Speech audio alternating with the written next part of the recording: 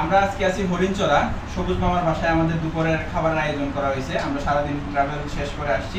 এখানে দেখতে পাচ্ছেন ডিম আছে, লতা আছে, আর বাবু শাক আছে, ডাল আছে। পাহাড়ি লতা, পাহাড়ি বাবু শাক, সবকিছু পাহাড়ি, একদম ন্যাচারাল। এখন মামা বলবে বাকিটা। আচ্ছা, আমি একটু বলি, জাভেদ ভাই বসা ওনার মাধ্যমে আসছি। আর সবুজ মামা উনি কারো সম্প্রদায়ের লোক, ট্রাইব।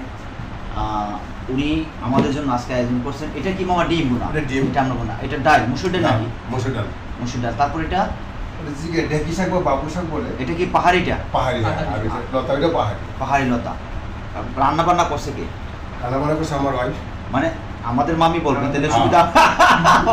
আচ্ছা, এই বাইটা, এই মামাটা কিন্তু একজন চিত্রশিল্পী, ভাস্কর্য শিল্পী। এই যে দেখেন ওনার হাতে তৈরি ভাস্কর্য, পাশে বসানো।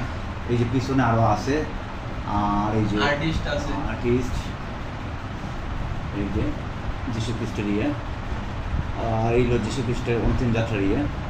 আরও ওনার আর্টিস্ট অনেক করা আছে। উনি একজন শিল্পী, ভালো শিল্পী, হয়তো আধারে পড়ে রয়েছে। উনি নিজের হাইরাস করতে চায় না।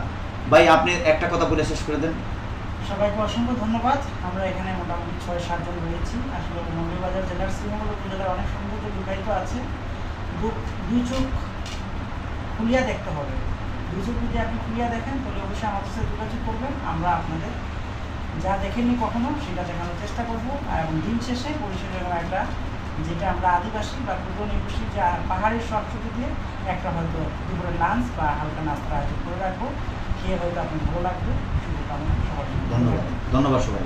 এই আজকে আমার মেম্বার অঙ্কন দেব, ভালো লাগলো সারাদিন। নিকন দেব, অয়ন দেব, সুজন দেব, সারাদিনের ক্লান্তি একদম ভাই, আর একদম মামা। ঠিক আছে, থ্যাংক ইউ। আমারটা ঘুষ করে দেন, শেষ করে দেন।